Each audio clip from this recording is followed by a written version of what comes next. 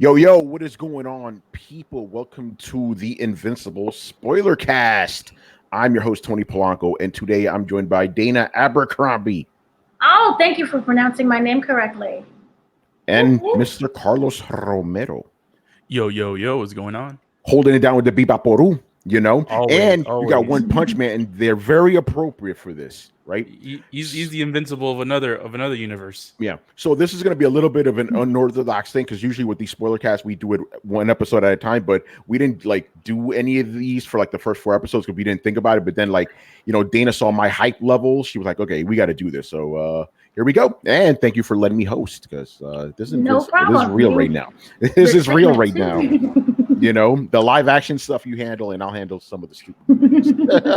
Okay, so what we're going to do is we're going to do a quick recap of the first 4 episodes and then get into episode 5. And then moving on, we'll do 6, 7, and 8 and talk about the whole series. So yeah, for those who may not know, Invincible is based on the comic book written by Robert Kirkman, the same guy who wrote The Walking Dead, which still has a show going on for some reason. It's still going, even though the comic book has been canceled. You know, there's 3 more shows coming up. Now this one, Invincible, this is the one I've been waiting for like over 10 years to some kind of adaptation. Like this is not only there's Richard Bailey Jr. Let's go, son. Let's go. Yo, that's what I'm talking about. Rich, how you doing, bro? What's going on, guys? Not much, just filling into people real quick because we're gonna just do a quick recap of the first 4 episodes and then we'll get into episode 5 and just easing them into it because this is the first spoiler cast for this show. So yes, created by Robert Kirkman. This is not only like my favorite work of Robert Kirkman, it's actually, this may be, Richard, controversial to say. Invincible is actually my favorite comic book of all time because of the fact I never knew that. Yes. Invincible, my favorite all-time comic, because of the fact that it takes everything I've loved from comics and distills it into one thing, but it always twists things as you've seen in the show, right? So I'm very, very happy this finally happened. And this adaptation so far, fucking tight, right? I feel like the people who've read A Song of Ice and Fire, seeing people reacting to Game of Thrones, you know, like the first episode we had Omni-Man like murdering the Guardians of the Globe, and it was like everybody's going nuts. I'm like, I saw that shit coming. Like, let's see how they react. And every episode just build up, and up. So yeah, the first 4 episodes were cool. I love the way they're setting up the mystery and stuff. It's a little bit weird for me to speak about it because I can't speculate like you guys or whatever, but I can only just react to the adaptationness of it all. Yes, I made up a word, adaptationness, but I'm enjoying it so far. I like the actors, I like the way the show looks. It looks just like the comic books and stuff. It's been fantastic. And I love the slow buildup of the mystery. And it's going to build up to something crazy. So yeah, those are my thoughts on the first 4 episodes so far. We had Mark Grayson. He's the star of the show. His father's Omni-Man, one of the greatest superheroes of all time. And you find out he isn't what he seems to be. He is a murdering bastard. And so far, people who are watching the show don't know what he's doing. So yeah, Dana, what are your thoughts on the first 4 episodes? First 4 episodes. Okay, so here's the thing. I saw this a while ago, and I was like, well, at first I was like, I don't want to see this. It looks like a cute, you guys said comic book, but I'm like, it looks like a cute little movie about superheroes or a TV show about superheroes. And I thought that we was going to get something along the lines of, regular superheroes at home. And here's my life of trying to be a father. And here I'm being a teenager. And, here's the mom. And I thought it was kind of like a humanizing way to show superheroes being normal. But I watched it anyway and was like, oh my God, it has that aspect. But then it just takes you on this complete other journey that was like, what is going on? And it seems like right now we're being saturated or oversaturated with a lot of superhero movies or TV shows that try to do like the humanistic approach. This takes that, but it flips it into something else. And it becomes something that's completely unique than what we had before, because if similar, you could say, The Boys does that, which I still beg you to see. The Boys and the people who's involved with The Boys, with Seth Rogen and his producing partner, is also involved with this show as well. But they've managed to take this and make it completely different than even what The Boys is, and it stands out on its own. so wonderfully. And I just was able to go on this journey that's like, I can't predict what's going to happen. There are things that follows the same beat, but then it just flips it on its head. And I'm just like, oh, and I'm involved and invested with all of these characters. And I haven't read the comics like you have. So I did not know. I don't know what is going on with Omni-Man. I thought everything was great and fine and hunky-dory. And then that final scene where he just completely goes haywire. There's so many theories and I was into it. And so you just have to keep watching that next episode. But I do love how they broke it down where it's a weekly thing. This is not a huge binge. And it keeps up that mystery and mystique, and it allows for that conversation and for theories. So I really love how they're tackling this. Yeah, Rich, what are your thoughts, bro, on the first four episodes? All right. Well, controversial statement incoming. Uh-oh. Here we go. This is, without a doubt, in my personal opinion, one of the best TV shows that's on TV right now, even though it's not really on TV. It's on Amazon. Oh, that's a fact. It's like, Rich, let me just jump on that. I said this to you earlier. Like, this is, without a doubt, the best show on TV right now. Like, nothing's touching this at the moment. Like, what's currently airing, nothing's touching this at all. But it's invincible. I'm not surprised by that. Anyway, go on. Yeah, and you know, I'm pretty sure we'll get into why that is, but I'll just say this. Yeah, the first 4 episodes were great. I agree with a lot of what was already said about the type of show that it is, but a reason why I like the show, not really just because it's showing you the struggle of, you know, Mark becoming a superhero and all the trials and tribulations he has to go through, but also because I like these animated, mature TV shows. I mean, I was a huge fan growing up of Spawn. So when the Spawn HBO show came on, I was all over that. And then it ended abruptly with a lot of questions that that were never answered. So I was a little annoyed about that. So I was definitely drawn in with that because that was the violence, the language, and this is the same, especially, but it's a lot more to it though. So I'm enjoying it so far. Fantastic show. There you go, Carlos, man. Well, ironically enough, Rich, I also have a controversial statement to say about this. Oh, here we go. This isn't the greatest show out today. But, I mean, it's one of the best ones out there. Yeah, this show's really good. I mean, Tony hyped it up a lot before the show came out. I was like, oh, I'm so excited. Like, he kept posting on Twitter, and I'm like, all right. You know, I started building up my Tony wall. I'm like, all right, my hands crossed, and it's like, all right, we'll see how this is. And yeah, it's living up to its expectations so far. I guess before I can gush more about the show, let me just do my only gripe about it. And, you know, this might be like sort of an elitist sort of mentality in a way, but the only issue I kind of have with it is it's the traditional. And it is what it is, I guess, but the traditional American animation route. It looks like a variation of every other American animation. And I'm a huge fan of anime, and I guess I'm just spoiled by the top tier animation from all the Japanese animation studios. So I guess for that, just in that way, because there's like a lot of CG scenes that kind of like when they're going back to school and stuff like that. It's like, ugh. Or when the aliens are invading the center of the town and you know they're defending it. Some parts are like, oh, it kind of looks clunky. But other than that, that's my only gripe. Other than that, the story and actually some of the fight scenes are incredible. This show has, and you know, someone mentioned Game of Thrones. It has that vibe to me. That's why I'm really attracted to it, because you know, shows normally what they do is they follow all the similar tropes. It's like this character is going to go through this arc. You know what's going to happen. You know, maybe one person will die ever, and that's it. You know, the hero's going to win at the end. But this show, I don't know what to expect. Every week something new happens, and I'm like, whoa, damn. Yeah, you know, it started with the whole Omni-Man thing. Him killing all the other defenders. It's like, man, what the hell is this dude up to? So like it makes you think, it's like, what the hell is his backstory? Like you care more about the character just because of this, you know, this reckless thing that he did. And it's like, yeah, I'm more invested into the characters. And even like the mom, it's like, she has her own motivations, she has her suspicions, she's her own character, and it's like intriguing to see how she's gonna progress through the story. She's essentially a second investigator of this whole thing, because the whole and I'm gonna butcher some of the names because I don't memorize all of them, but the demon investigator from hell, he's planting his seeds about suspicions with him and everyone else about Omni-Man, and the mom is all suspicious. The dude, Mark, doesn't know shit so far. He's just trying to save the world.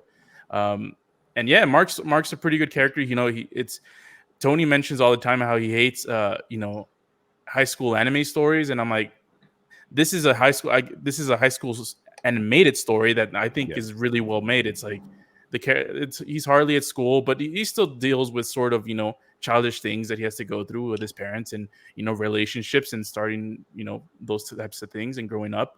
But yeah, so far the first 4 episodes as a wrap up have been great. I've been thoroughly enjoying the show. I'm gonna say another controversial thing. I prefer this, and I like the other shows too, but I preferred this weekly viewing of this show as compared to the Marvel cinematic TV shows. Wow. Yeah. That's just I agree. I think that's fair. For this episode. Fair. Yeah, there's a lot that happened. And here's the thing.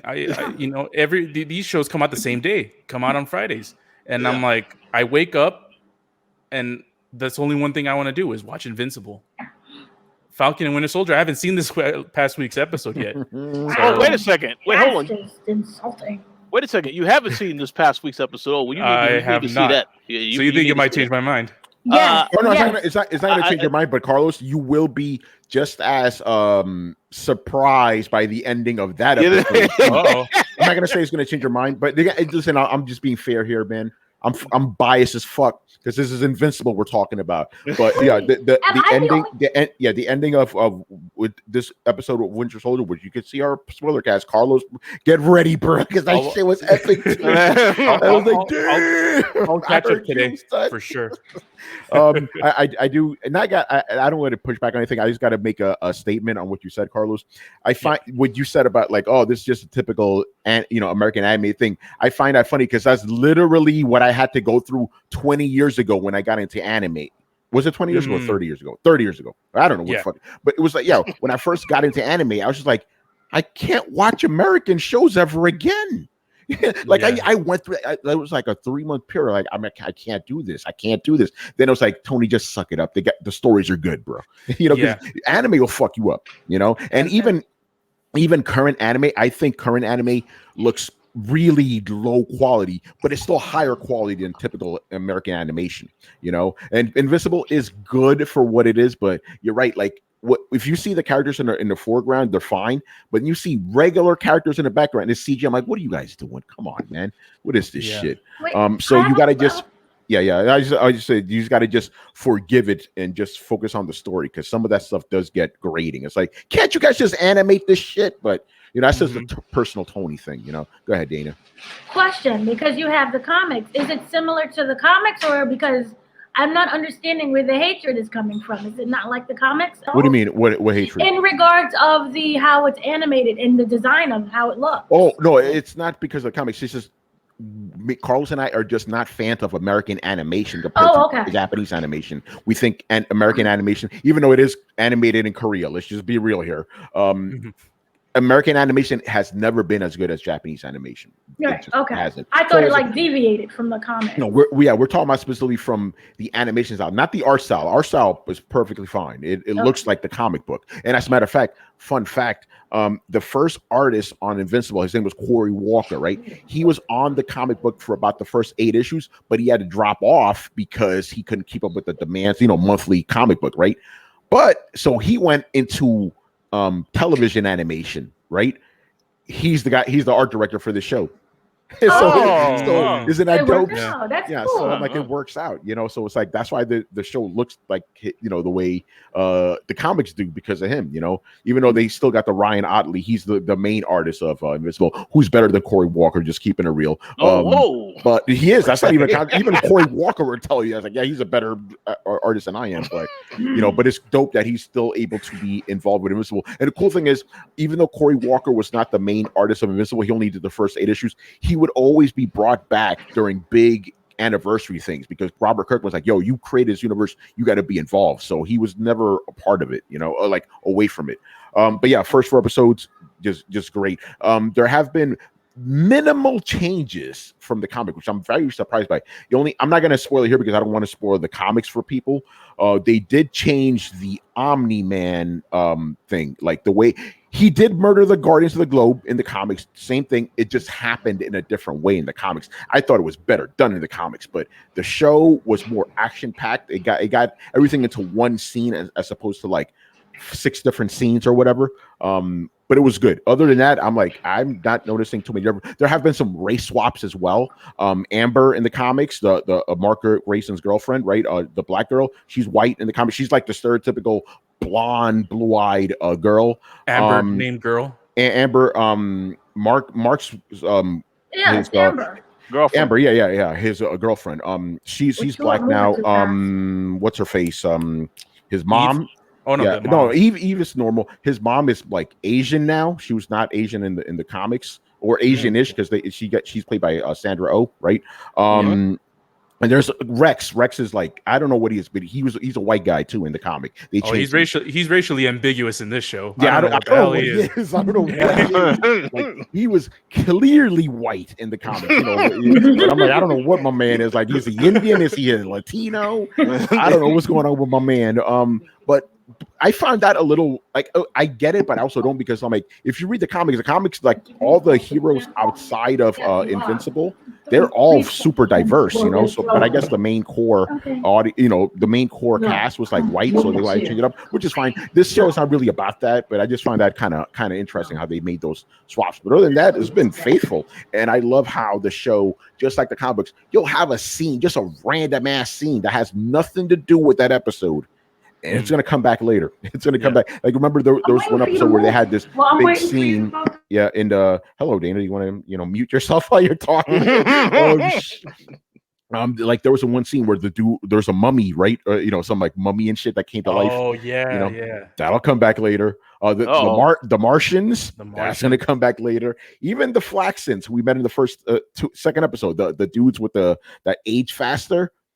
They're going to come back too, because remember, their time is different than ours, so expect more of that. Like things that you see, like this show or the comics rarely does something one time. You'll see it again and again and again. But that's a recap of the first 4 episodes. Now we're going to get into 5th episode. I didn't look up the title. Who the fuck cares? So in this one, the main story was basically around Titan, right? Who we met in the first episode. He's like the black dude who forms like the rocky skin around himself, and he is trying to, at least presented, that he's trying to get out of the life of crime. He has a wife and kids or whatever. I don't know if that's his wife, but that's baby mama. It could be that. But he's got his family. He's trying to do right by them, murdering a bunch of motherfuckers for this dude called Machine Head, who had the greatest fucking voice, yeah. So the name of that, that was the name of that effect, all the fucking rappers use that shit. Mumbling. No. It's a vocal effect. Yeah. You know what I'm talking about. I'm like, that's kind of funny that they're using that shit for his voice, like it almost sounds like he's singing in a way, So we had that. The Keith Sweat thing. Yeah. So we had that, that's because this episode had a few stories going on. You had that story, you had the stereotypical, like, oh, I'm a superhero, I'm trying to keep a relationship, but I'm always late to shit. We had that going on. Like then the ongoing the Spider-Man thing, and then we had the ongoing thing of Omni-Man and his wife trying to figure everything out, and then of course the whole thing with Guardians and all that. Lot of shit going on in this episode, So we'll just do like a quick like thoughts, and then we'll get into the details. So yeah, episode was dope.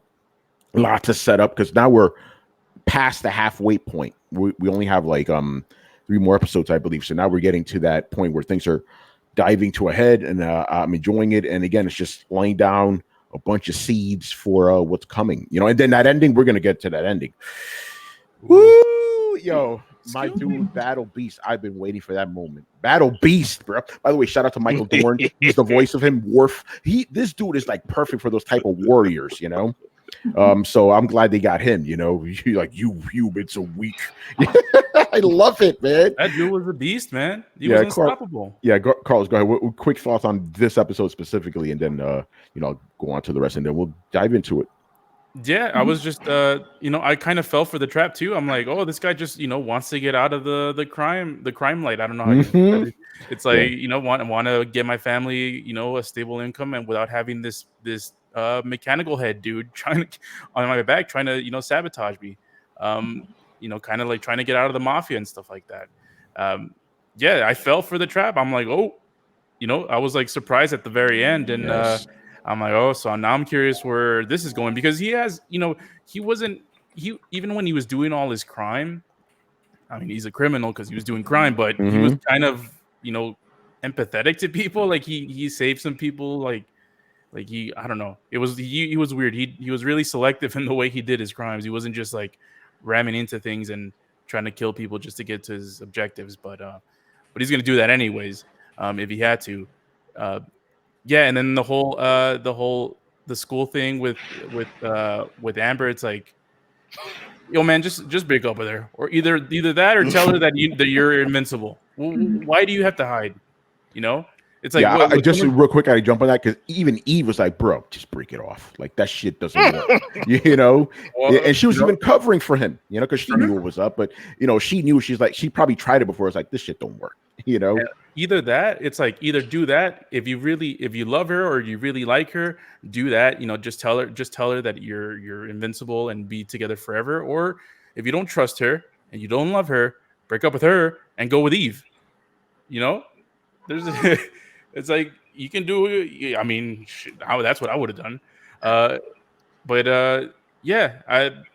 That part, I was getting super Spider-Man vibes. I'm like, oh, Peter Parker and Mary Jane.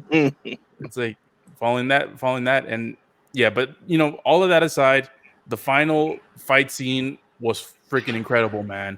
That dude, I don't know what you called him, that beast. Yeah, Battle Beast. That's his name. Beast. Yeah. That motherfucker was going in, man. He was tearing everyone apart. He was like, yo, he beat them so bad. He's like, yo, man, I'm out. I don't care, man. You guys I didn't get my money's worth, bro. I'm like, I don't care how much you paid. This is I mean, that dude was a beast. Invincible got the shit kicked out of him, man. I'm like, oh, yo, man, you good? Yo, Mike, you good? You good? And by the way, and I'm pretty sure it was made obvious, but the dad was looking over all of it. Like, we'll get into that. We'll get into that. All right, Dana, quick thoughts on the episode before we get into it. First of all, I can't stand Mark and Amber's relationship. I feel that they're moving way too fast. And I didn't like it. I think he needs to just, I'm one of those people, focus on school. But I felt that the same way you guys are saying, that it was too much of that Spider-Man type of thing. But then I was like, well, what other way could you build him up and to show him in his other life? You're not going to show him like, I'm failing school or anything. So, the best way would be having that girlfriend. But I just don't like that aspect at all. I also, again, the battle scene was amazing. You have to give it to Mahershala Ali. He is great. I think who else was in it? Was somebody else who was in it as well that was new that I can't remember the names of. But that person was great. The casting was just really phenomenal. And the action sequences are really great. And, there are cute, funny moments when you show Invincible getting beat over the head. He's still texting Amber. That was cute. That was really funny. But, in regards to storyline wise, this is just really good. And I love how it's just being developed. And again, the whole thing with Omni-Man, I don't know what's really going on in a scene thing, but you just still know that something is not right and something is terribly wrong. And he was just watching him, and we'll get into that later on. Yeah. But it leaves also a lot of mystery. So there's a lot of things that they were able to capture in just 30 minutes, 45. No, it's about 45 minutes. Yeah, so that was phenomenal. Yeah, Rich, quick thoughts. Fantastic episode. I agreed with a lot of what has already been said. Marshall Ali, yes, definitely the highlight of the show as Titan Man. I also like how they always are finding a way to make use of actors that I remember growing up in this show. Perfect example, when Mark was coming late to class and ran into the principal, the voice of the principal, that's Carl Winslow from Family Matters. So, yeah, I mean, stuff like that was awesome. But yeah, I need to add this in here real quick. The name of the high school is that actor's actual name. Oh, really? Yeah, and the principal's name is Principal Winslow. So it's like they're not even hiding. Wow, I did not know that. Having him as the voice actor is just like, yeah, this is it. But yeah, name of the high school is the Reginald whatever. Mel Johnson. Yeah, yep, that's the name of the high school. Wow. I didn't even recognize that. Yeah, you're right. Okay. Well, see, yeah, fantastic storyline. And again, I like how, of course, the fight scene was phenomenal.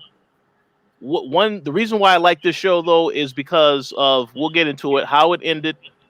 There's a lot of storylines going on, but then it's a show where you watch one episode and then you can't wait to see what happens next week.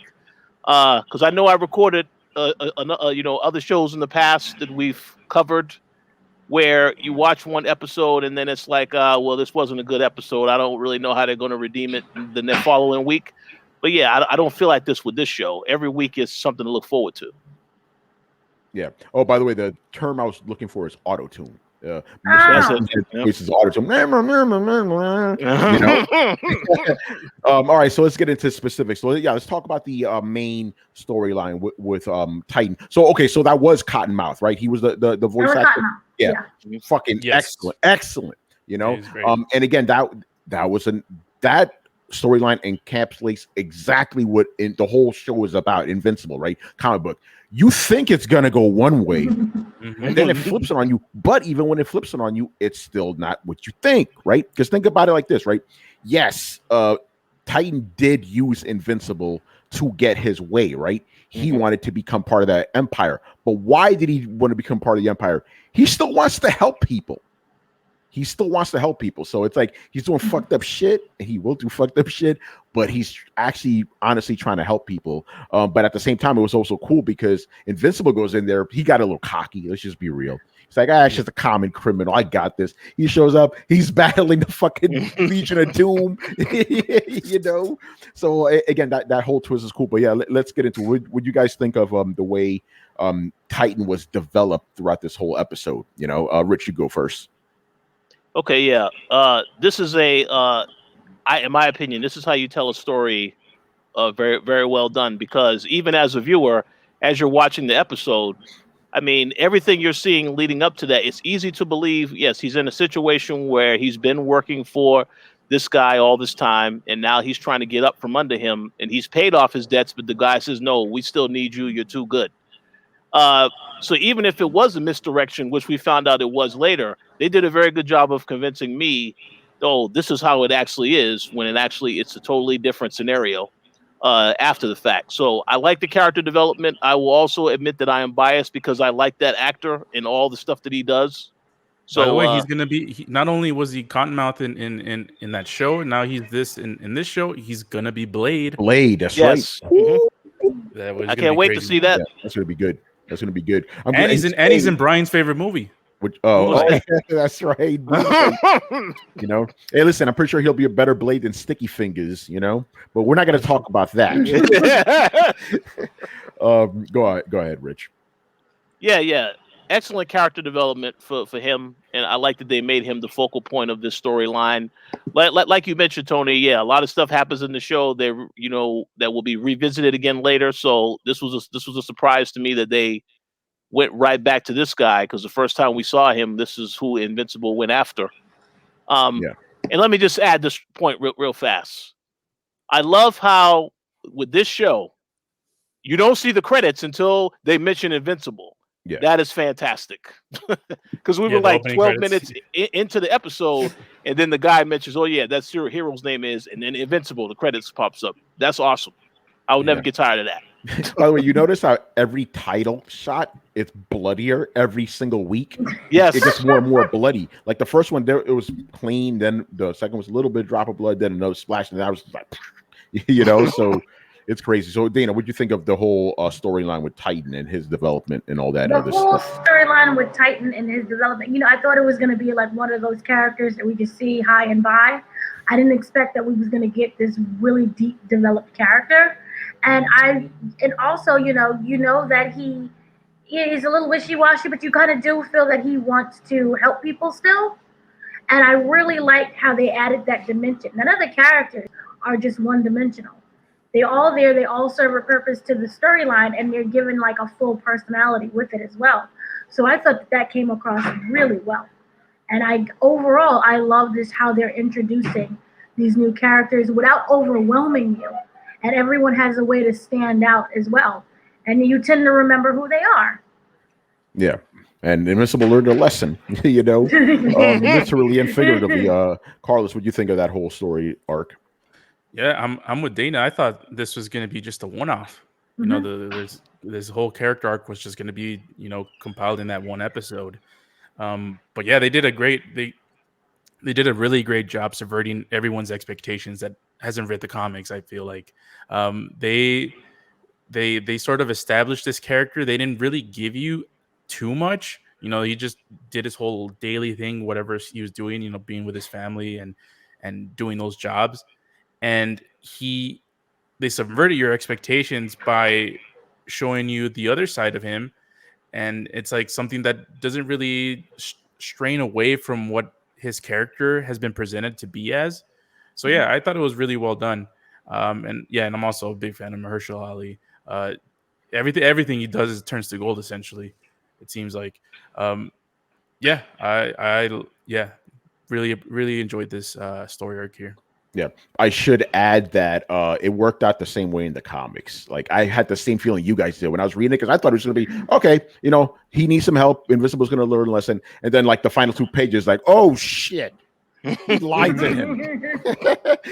So that was really dope how that happened. So that was that storyline. I want to get into it now because that was the best part of the whole episode, the fucking battle, right? But before that, we saw a little bit of the Guardians. They're still acclimating to their situation, getting together as a team. And as we learned, I'm forgetting the main, the black dude who has like a power suit because he doesn't have powers anymore. Like he was like, because they were all proud of themselves. Yeah, we beat the bad guys, man. We saved the day. He's like, no, y'all fucked up. Like you got 12 people killed. And he was showing them exactly how they, fucked up. And then you kind of saw the culmination of that in the final battles. Like they were trying to get their stuff together, but it didn't really work out very well, So what do you guys think about the way the Guardian, the new Guardians of the Globe are playing out, that whole storyline, and specifically what happened with this episode? Carlos, you go first. Yeah, it's pretty funny, the collection of people when they were creating the team. I wasn't expecting him or the robot guy to just get mostly the same people from the other team. I felt like the other team was kind of dysfunctional too. What do they call it, nepotism or something like that? Yeah, it's like kind of like nepotism kind of thing. It's not. It didn't really seem like a meritocracy to me. Yeah. It was the girl that her power is ridiculous to me. She turns into a giant. But every time she forces herself, she gets younger in age. So she's turning into a kid, but she's in her 20s. Yeah. Monster Girl, yeah. I'm like, what? That I don't think I've ever seen that before. The robot guy, is just a stern, and he's got his own storyline with the whole cloning dude. And I'm like, what the hell is he trying to do? And he, collect that blood sample or he gave him the blood sample. So we'll see where that goes. And the black guy, he's the straight man. He's the sort of like the military kind of guy. It's like he's a professional. And then you got the slacker pyro guy. It's like, why is this dude even into the team? Yeah, Rexplode. Rexplode. He the explosion man, I called him. Yeah. He's like, why is he on the team? He doesn't seem professional. He doesn't seem like he's good at what he does. He even failed to keep his relationship, and he screwed over the team. He's the reason why Eve isn't part of the team. Yeah, that's right. So yeah, I mean, because he was fucking Duplicate. By the way, Duplicate is one of the greatest names ever. Duplicate. Yeah, Duplicate is pretty cool. And you guys all meet her brother, who also has a really cool name. He's already popped up on the show. But he has a really cool name too. Same power, but cool name. Anyway, go on. So it's the team. The team has been presented in a really interesting way. It's not like, there's like the previous team where it's like, oh, look, they're all a collective that knows exactly what they're doing. They all have these certain types of powers and they know their limitations and their strengths. But this team is just a mess. And and they came in to save the day, and man, did they not. Technically they won, but that's because Battle Beast said I'm out. Yeah, someone waved the white towel just out of pity. I don't remember who did. Anybody die? I forgot. Yeah, didn't Black Samson die? Black Samson, I don't think he's dead. He got brutalized. Monster Girl. Yeah, no, nobody. I swore at Black Samson because he tried to help, and then didn't he die? He should be dead after Battle Beast rocked his ass, but I don't. I swear he's dead. Yeah. I just felt like a lot of them got brutally beaten down. I just wasn't too sure if they were insinuating that some of them actually died. So I'm not too sure. And I know Tony is kind of on the fence. He's like, oh, should I say anything? Because I know exactly what happens. So it's like, So yeah, so it's we'll see next episode who makes it out or not. What's his name? Mark. He's I don't know, in a coma or something. Oh, and then we realized I'm gonna skip ahead a little bit. Yeah. After that whole ordeal, then we realized that the blood of his race of people it has certain qualities in that they're trying to solve, which is I'm wondering where this is gonna go. Yeah, because the whole thing is they're Cecil, right? He runs the Global Defense Agency. Yes. He knows Omni-Man killed the fucking Guardians of the Globe. Yeah. So from the show, it's pretty obvious he's trying to devise a way to stop him, but nothing works on Viltrumite blood. Like nothing works. So they're trying to figure out a way. Yeah. And I feel like he banished the devil dude. Yeah. The devil detective on purpose, just so he can get Omni-Man off of his ass. Yeah. Yeah. Yeah, because I forgot the devil guy's name, but by the way, that's Clancy Brown, great fucking actor. Oh yeah, he was mucking things up like Cecil. He was trying to keep things contained, and he didn't want this random element mucking things up. So that's why he needed to banish him back into hell, But as we've seen, his discoveries are still lingering, Right. But yeah, all right, Dana, the Guardians of the Globe and all that other stuff. I swore to you, he's dead. Okay. Yeah. But the fight itself, it was hilarious and brutal and bloody. But what I loved is, unlike other superhero shows where they just randomly put a team together and they defeat the day, this was a hot mess. And it showed nobody was really, on point. Nobody's really focused and gelled together as a team. It kind of, for me, it felt like everyone has their own egos. Yeah. And they all can I can do it. I can defeat it. And instead of working together as a team, everyone just does their own random thing. And that's not how it works in that team. And I love that portrayal because if you look at it, they just randomly was thrown together by the Robot Man. Yeah. So it would make sense for them to just be a hot mess. They need better communication skills. They need a lot of things. And remember, there's always this fighting within the group itself. But I really love that portrayal because we're getting something that feels organic and also unique. And it stands out, especially now when we're inundated with so many superhero shows or movies. And I just love that aspect about it. Also, just to go with the Robot Man thing again, I feel that he's trying to devise or create another team or create his own army of something because it looks like, because when you looked at I think it was the previous episode when he took the guy who I can't remember who was in red, that's not the speedster. Rexplode. Rexplode. Remember when he was like, oh, and then he was like, oh, my, you're pinching me too hard. And he took the blood. That for me was very specific, that you're trying to clone and either get that person's powers you're trying to clone or to create another one of them. So I don't know if he is viewing it and seeing like this team sucks and I need a new one, or if he's trying to create his own army of people for his own separate, master plan that he's trying to do that we don't know yet.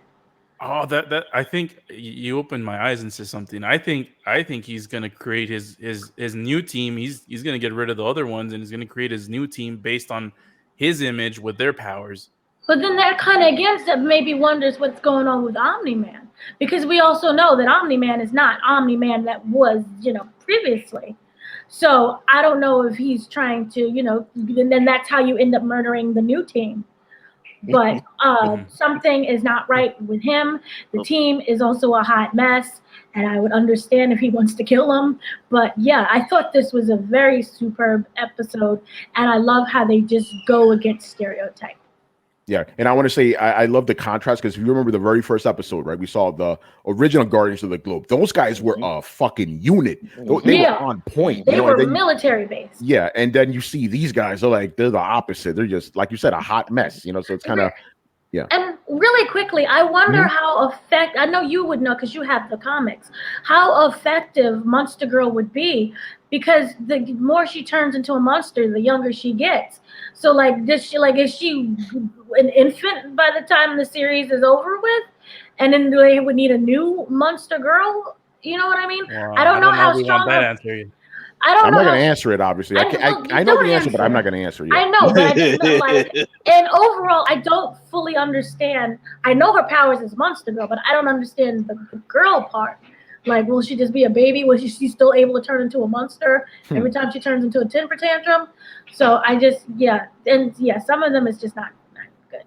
Yeah, Rich, Guardians of the Globe. Well, you actually perfectly said what I was going to say is I like they show the contrast that this is a very dysfunctional team because you think about the first episode and how that other Guardians team was so well put together and working well together. And you got the warning when, they got criticized by, the black guy that was telling them, hey, you guys did all this stuff wrong. And, of course, Rexplode, still arrogant, saying, well, it doesn't matter. We still got the job done. Yeah. And then in this episode, you see, yes, this guy was right. And not only did they get their asses whooped, but he got his ass whooped as well. So, and the whole time, as Carlos mentioned earlier, Omni-Man was watching. I think we all know he's the one that made the call and told them, hey, my son needs backup. That's why they showed up.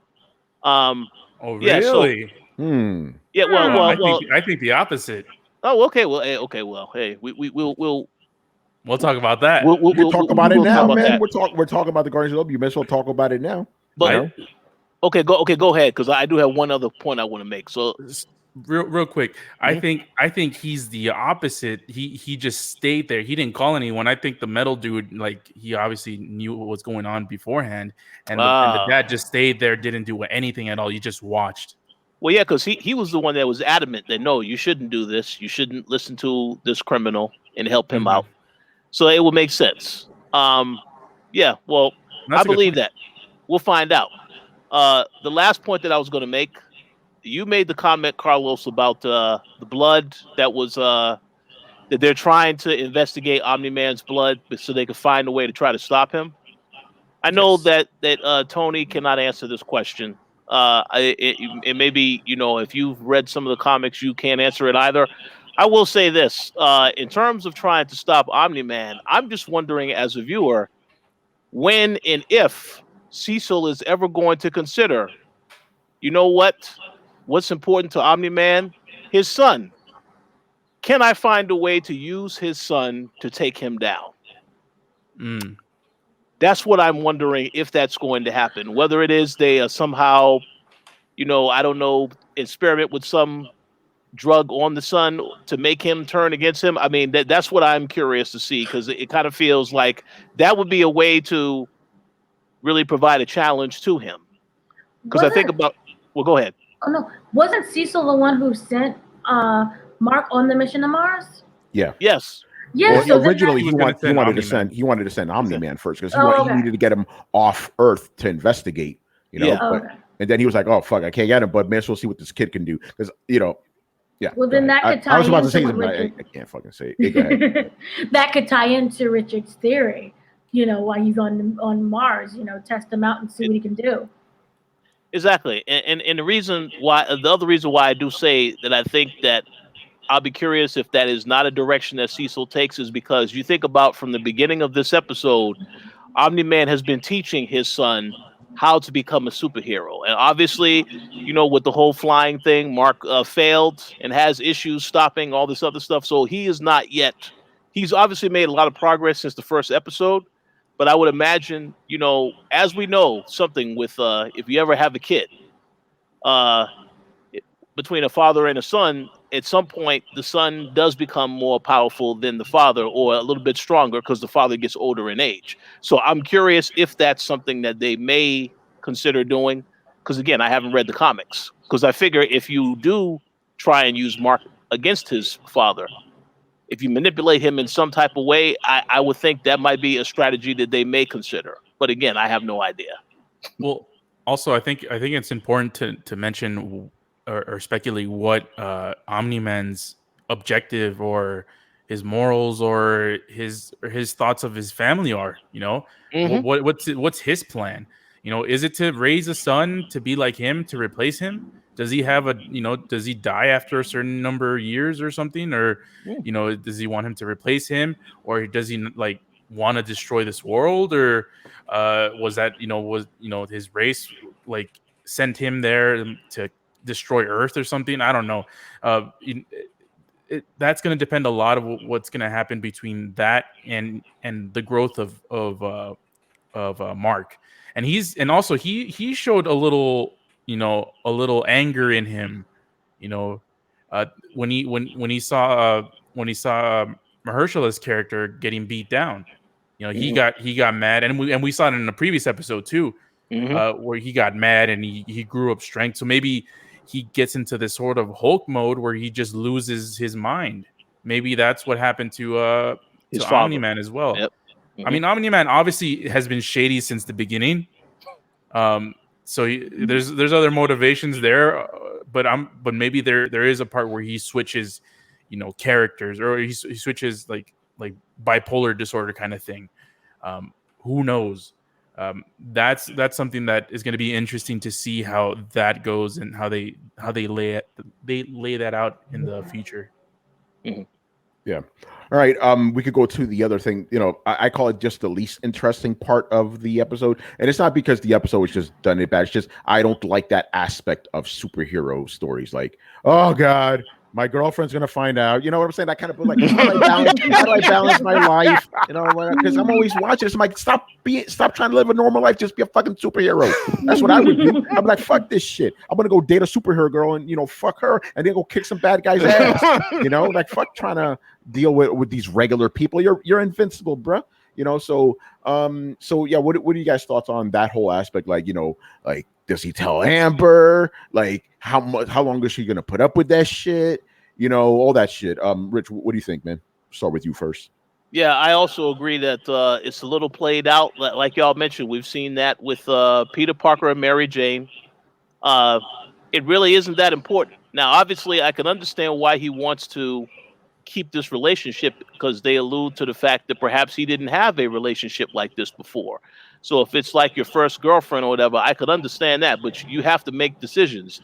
Just like in the first episode when he spoke with his mother, and they was talking about, so are you going to be a hero, or are you going to still be a teen, go to school, stuff like that. He has to make these decisions.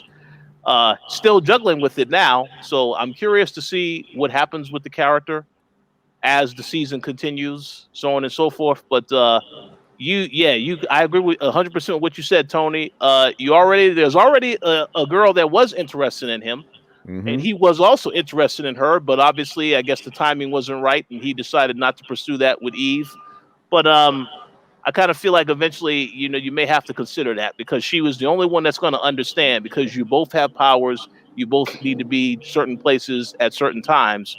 So that relationship makes more sense to pursue rather than what he has with Amber, in my personal opinion.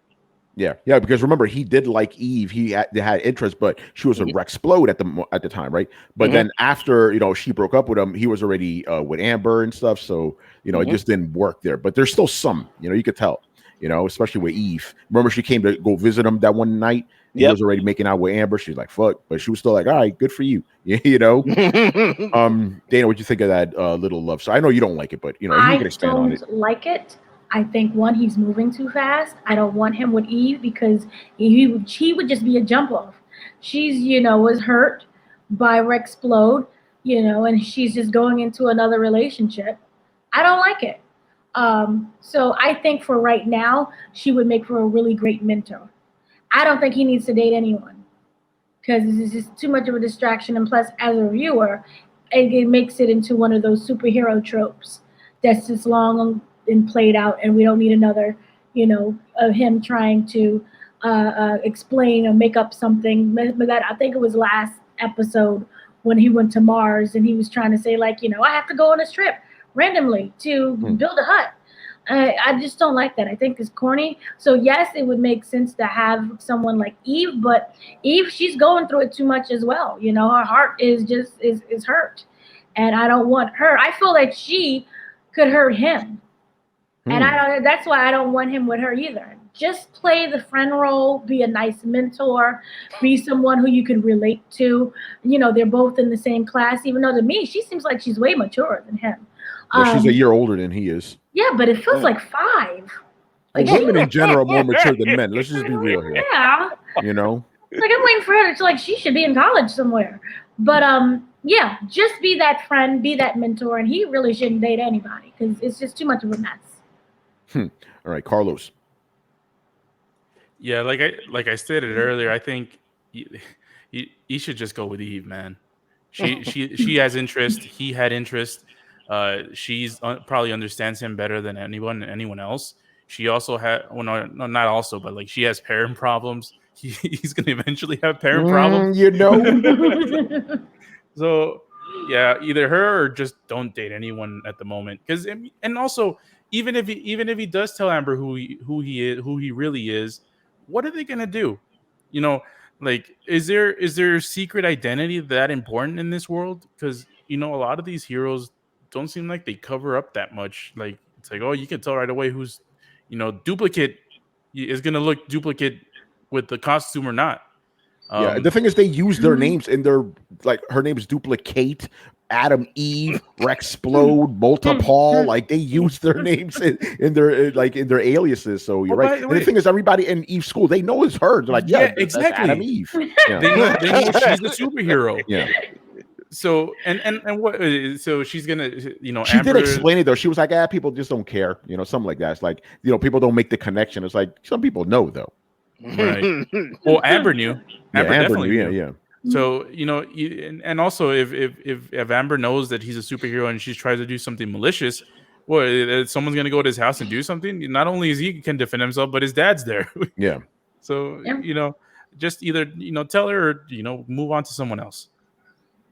Yeah. By the way, that's one of those things about superhero comics that always just annoys me. It's like, just get with another superhero. That's why I loved when New 52. This was when DC rebooted everything in 2011.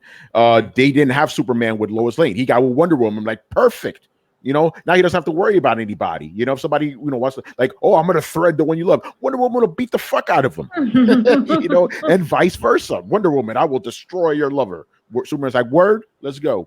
You know, so there's that aspect, and you know, we'll see how it all plays out. What was the other thing to happen? Yeah, obviously the ongoing mystery of I forget Mark's his mom's name, but Mark's mom, she's trying to figure out what's going on with her husband, because some shady shit is going on, and she discovered a lot. You know, she had the book of I call it the shit, the Necronomicon. She found that, you know, fucking his bloody suit. She knows something's up. But at the same time, she doesn't want to believe it because she obviously been with him for 20 years, loves him. So she's on fence. Like, she knows he did something, but she doesn't want to believe it. She's on that fence, you know. So what do you think about how those events played out in this episode? Dana, you go first. It kind of reminds me of this is where it can also go into a thriller aspect where you know that your husband is doing something wrong. And you're trying to figure out what it is, and she has her own investigation storyline that's going on. So that's what I really love. They're able to incorporate different genres and still present this in a really nice package. So yeah, no, I think that she's going to be able to figure out what's going on, and she remember she was terrified of the demon guy before. I Yeah. think she might actually find a way to work with him because he possesses, obviously more skills and more power than she does. Remember, he's banished to hell right now. Can't you communicate and like draw a Satan line and like? I don't think that's just public knowledge. No. There is a way, guys. Just have Godzilla blow a hole through the. So there you go. But I do feel that there's a certain way because you can bring him back. You can banish him and bring him back. I just kind of feel that you can do Just remember, she's a regular person. She doesn't, But you could maybe Cecil was the one who got him away. Mm-hmm. But I do feel that there's a way with her investigation skills that she can reach out for help, secretly, or either him or someone else. And because he can't be the only detective, right? I don't know. But I feel that she is going to be able to figure out what's going on in this case and either one, be the first one, or reach out and get help so that they can work together. And I don't think that demon guy is the last that we'll see of him because that was just way too easy for me. Yeah. Carlos. All I'll say is she's going to find out eventually.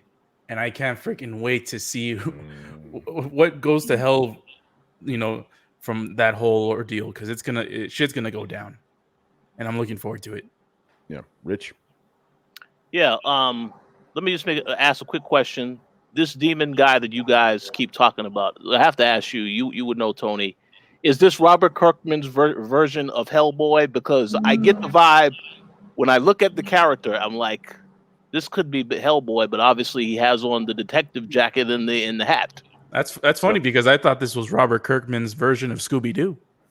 Oh, Really? hey, really? Because he's a detective. I thought it was Constantine. Oh, Constantine. Oh, Yeah, that's another one too. Yeah. Because I thought he was Etrigan. That's who I thought he was, more like from DC Comics. I don't think he's been adapted into anything you guys would know, but he looks like Etrigan because he's obviously like stylistically wise inspired by Jack Kirby, who drew Etrigan the Demon. So, but Etrigan's he's not a detective though. That's a whole other thing, but it has like a rhyming thing, Demon Detective, Damon Darkblood is his name, by the way. Yeah, okay. Demon Dark, awesome fucking name, by the way, but yeah, we'll see about Damon Darkblood.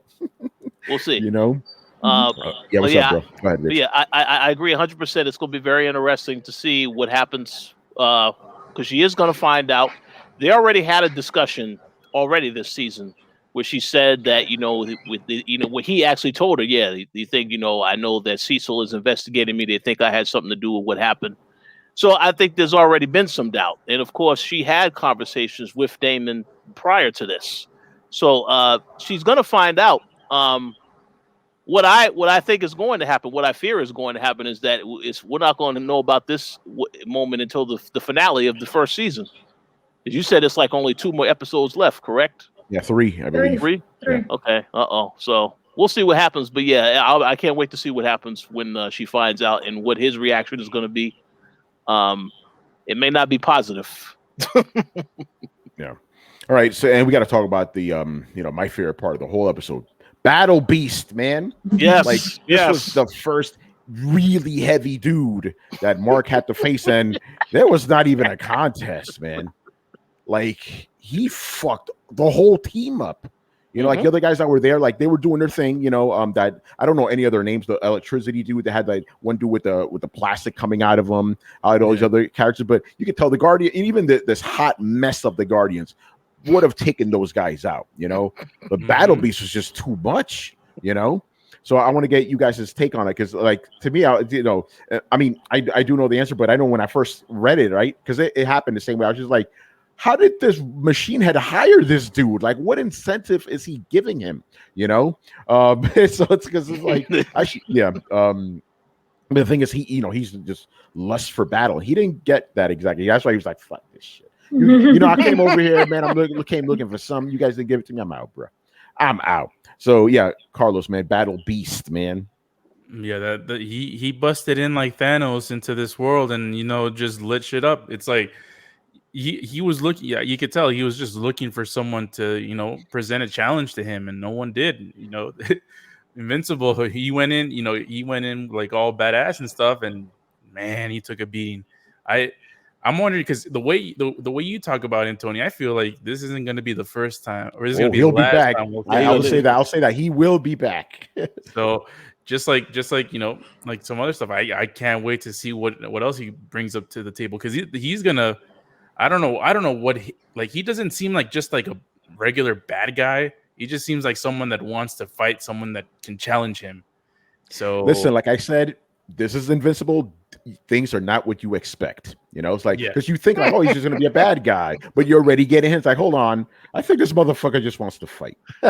So so you'll see. It's good. It's good stuff, man. Yeah, he was one of the best parts of this show so far. Yeah, worthy of an anime battle. Like, this is crazy. Oh yeah, man, worthy for sure. Rich Battle Beast. Yes, definitely a highlight of the episode. He is looking for a worthy opponent. And as you mentioned, he is going to return. I look forward to seeing him return. I guess as a fan, I'm wondering if Mark is going to be the one that will try and get some payback, or is it going to be another character that emerges and proves successful in taking him out? But yeah, it's very, they made him a very badass character right from the very beginning. Because he made it look easy the way he took everybody out. So I'm looking forward to seeing what they do with him moving forward. Maybe another character trying to get redemption. Maybe one that was working at a soup kitchen. Interesting. Yeah, that would be interesting, wouldn't it? The Spider-Man parallels with the soup kitchen thing. I'm like, here we go again. Yeah, right. They had the soup kitchen in the video game. It's like, bro, really? Dana, Battle Beast. Battle Beast, it kind of reminded me of the Godzilla versus King Kong that we just saw. Oh, in really? the sense that, good, because you remember the sense that, what was it? Godzilla was just there to just beat Kong. Yep. Drown him and beat him, and and then at the end of the movie, he just walked away because like, So I really felt that as well. I thought it was a really great fight scene. I loved how they did. I would have loved to know how they did the animation and choreographed this because it was just really that was so really well done. Good and well done. I don't think this is going to be the last that we'll see with him. I don't trust Omni-Man in the sense that I feel that he's not doing something to test Mark, but maybe I'm not going to say to try to kill him, but I just feel that he has some other motive where he is trying to either defeat Mark or able to strengthen him up so that he can use him against whatever it is that he's trying to plan, maybe to form his own team. He's just not up to his tempo right now. Yeah. Something is That's a J.K. Simmons joke, by the way. No one's going to get it. The voice actor, Yeah, J.K. Simmons did Whiplash and not in his tempo. By the way, I wonder if because I mentioned before if Mark's whole purpose in this thing, maybe even the reason why he Omni-Man even had a kid is to replace him. Like, does anybody else think that? Obviously, anybody other than Tony. Yeah, I'm just directing the show right now, bro. You guys talk. I'm very. I love hearing to clone him and kill Mark. Like, in what regard? Because I get a lot of those vibes where it's like Omni-Man has a ticker in his lifespan, and it's like, I need him to replace me ASAP. And the way to get that to happen is to kill, to all the actions that Omni-Man is doing, all the suspicious things. This is I'm tinfoil hat theory right now. Like all of the things that he's doing it for the purpose of his son to mature quicker, because he might have like a time limit, and he'll go through at any lengths to do it, even to kill innocent people, and him being the bad guy. For me, I don't see it as in like he's going to die, but I do see it as his secret weapon plan for something. Yeah. I could see. I don't know if Mark would have originally joined the Guardians if they didn't die. I feel that he killed them in order to replace them with something. I don't know, but it seems to me that the theme for the show is something to do with cloning. But what exactly is your purpose to clone someone? I don't know. Maybe because they can't otherwise convince them to do something else. So then you kill them off and just create clones that you can control. Maybe it's that. I do feel that he's trying to mature his son faster than what normally would have been. But I can't figure out what the purpose would be for. I don't feel that he's trying to kill him. I do feel that he's trying to test him for something. Right. Yeah. I want to add, Mark is not a member of the Guardians of the Globe. He helps, but he's not a member. Just like he also refused. Yeah, he was also asked to join the team. He was like, "No, I'm good." So he's not a member of any team at the moment. I thought it was like a testing because he keeps popping in and out. Well, he has like to. He has to run. Yeah, but he's not really interested in that at the moment. The show says that he's like, I'm good right now. But he wants to help out. Rich, what are your theories about everything they discussed so far about because we got to talk about Omni-Man was there. He was there watching the whole thing. He could have came in, but I do want to ask you guys a question. Again, this is what's fun for me because I just love hearing your theories. Right? So yeah, what do you think is going on with Omni-Man? Why didn't he step in?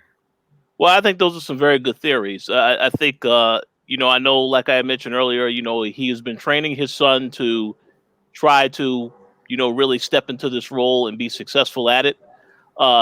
I know he's still, I go back to the earlier episode where he mentioned that, Mark is a bit of a late bloomer because he expected Mark to develop these powers when he was much younger. Yeah. So he kind of feels like now has to speed up things. So I like the theory that Carlos was said about there could be a reason as to why he wants to do this that relates to him directly. But I just think for right now, he's not really trying to, because I feel like if he disagrees with something that Mark does, he's not going to step in and try to save him. And we saw that because in this episode, when Titan wanted to work, needed Mark's help, he told him that's not a good idea. That's a low level crime situation. We need to worry about saving the world. So he has a much larger agenda at play here. It's hard for me to determine what it is right now, but I will say that, obviously Mark is a part of that. But I don't think because of how at least from what my opinion is of how the character portrays himself, I don't think that he necessarily wants Mark to replace him. I think he wants to remain the one that's in charge, that is always relied upon, that is always needed. So if that's the case, how Mark plays into this, that's what I want to find out because I'm not really sure about that. Yeah, and he seems impatient about Mark's progression. He's trying to dictate every single thing that he does. He's like, "Oh, why are you going over there? Why are you going to Mars? Why do you have a girlfriend? What?" It's like all of that stuff he's dictating, and it's for a purpose, and he's trying to get him to be either at his level or close to it. And the only thing that detracts from my theory, and the only thing that doesn't make sense, is the relationship with the mom, because they're gonna butt heads eventually, and if it's and it can't happen if they can't butt heads if the whole purpose of Omni-Man is to have his son be as good as him. I feel like so that's the only thing that would make me think that my theory is wrong, but we'll see. I feel that Omni-Man killed the Guardians of the Globe in order to kind of retain some kind of supremacy. Because he knew that to try to, for whatever plan that he has, they're so well put together and they're so strong individually that it would end up stopping whatever it is that he's trying to do. I don't feel that Omni-Man is the Omni-Man that originally that the family knew. I feel somehow he's a clone. And whatever it is, we're looking for some type of master plan or supremacy. I think that remember when they went to Mars and they had those like squid alien things who were able to take over the human bodies? Sea squids, The sea squids. I feel that there's something that might be at play, not necessarily with the sea squids, but maybe with another creature or species. that's trying to invade and take over Earth, and they know that Guardians of the Globe would be too powerful for them to defeat. So that was the goal, was to get rid of them. The only way that you could do that, Omni-Man, because one, they would trust you to lure you in there, and they know his strength, so that he can go and kill everybody and wipe them out. I do feel that the wife is going to find out what's really going on. I do feel she's going to die, either in the finale or somehow in season 2, but I think she will easily will die, maybe something violently. And in regards to the son, the reason why he's testing him was in order to know his strength, in order to maybe gain that kind of trust, so that he can either tell him what the actual master plan is, or to get him in a way where he can, I don't know, reclone him in order if he doesn't work with him. You know what I mean? If he's not agreeing with what he's saying to do, then they can find a way to replace him with a clone. I don't know. I'm just throwing things out as well. But I do feel that it has to do something with an invasion, and that he is the leader of it. All right. Last question I have before I get you guys' predictions for the next episode. Battle Beast versus Omni-Man. Who would win? I mean, that seems pretty clear. This Battle Beast, that motherfucker take. I'll put all my money on Battle Beast, man. I'm gonna have to go with Omni-Man, because I think about the fact that he took out a whole planet, a whole race of when that invasion happened, and he went right back to where they was at and just destroyed everybody there. So I kind of feel like, yeah, he would take a lot of damage, obviously, in the confrontation, but he might be the one to pull out all the stops to get it done. Dana, I have to go with Omni-Man. Omni-Man seems to be way more experienced, and we saw him just eviscerate creatures and people before. So I'm gonna have to go with him. Maybe he can outthink him. All right. Okay. So what do you guys think is gonna happen next episode? Episode 6. Carl, Rich, Dana, you've seen it already, right? So I guess you can't predict too much. Wait, she has? Yeah, she saw the whole season. She said. Whoa. So Rich, you and Carl can answer this one. So Rich, what do you think is going to happen next episode? What do you think is going to happen? What do you want to see happen? What do you expect? Okay. Well, obviously we'll get an update on Mark's condition. I don't believe that Mark is dead, as they would, made you suggest that, he got killed. I do think maybe one of the people might be dead. Monster Girl, I don't remember her being actually in what's good the right word? In good spirits and conscious by the end of this episode. So maybe she is one character that might be in a coma as well. I have no idea. I feel that Mark's mom's search for evidence is going to intensify in the next episode. And I also suspect that Omni-Man is going to start to get suspicious about what's happening with his wife. It just seems inevitable. I don't know if it's going to happen the next episode. My prediction is definitely going to happen before this season is over, though.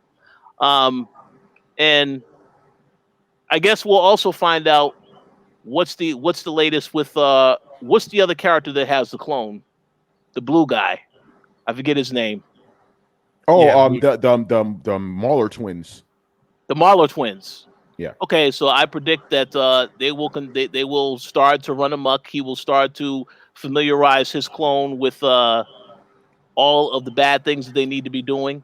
Remember, the clone has the exact memories. The clone thinks he's the original. Oh yeah, okay, yeah. I remember that. Yeah. I remember they did the mind transfer, and so they have the exact same memories. But the clone's like, "I'm the original." No, That's like a running joke with those two. It's hilarious. So that'll probably start to take shape, and maybe we will get a further insight as to that blood sample that he took, that is going to be used to create, I would imagine, another version of Rexplode. But I could be wrong. It could just be another character entirely that they're creating.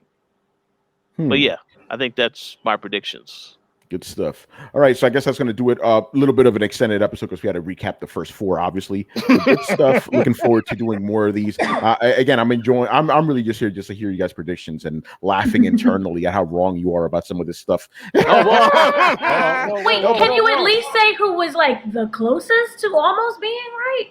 Oh, he Well, can't. that'll be That'll a be a spoiler. little bit spoiler alert. You guys were wrong about some things and right about some other things. I'll just say that there. Oh, okay. You guys there was something. That's pretty good, and then someone's like, no, but it's fun regardless. So, Dana, I guess you could plug some of the coalition stuff. What's going on with the coalition? The coalition oh wow, sorry, I can't speak. Thecoalition.com. Coalition spelled with a K. We have a lot coming up. We have WrestleMania. There's 2 nights. We have interviews with Drew McIntyre, Bianca Belair. We're also doing a whole bunch of new interviews with Marvel's The Falcon and the Winter Soldier. Or Not Black Falcon. We don't want you to call him that. Why can't it just be Falcon? So we have that. We also have a slew of interviews over on our YouTube channel where you're watching this video with the very controversial TV show Them. We have Younger as well. Jesus. We have Younger as well. We have all of the Chicago's, all that stories in there as well. And we have a lot more that's coming up. Earth Day, we also have stuff on nature. And just check it out. Every day we are uploading videos. And, just stay tuned. Good stuff. All right, you can find me and Carlos on Throwdown Show talking shit every Thursday and Sunday. This week, what were we talking about, Carlos? Was the main topic? It was, the main topic was the Deathloop delay. Yeah, Deathloop delay. Carlos and I are a little mad at the report that came out the day afterwards. Mhm. The whole Jason Schreier thing. So we'll talk about that on Thursday on Sunday show. You can find me on Twitter at RomUDeath, ROMUDTH. Please do not mind all the crazy people in my timeline right now because it is bananas. But Carlos, where can people find you, man, on the Twitters? Yeah, you can follow me at Eurocar9. I watch Throwdown Show. Go to thecoalition.com. Good stuff everywhere, man. You already know. Tune in. Rich, man, where can people find you? And just parting words for the fans. Yeah, so yes, thank you for having me on the show.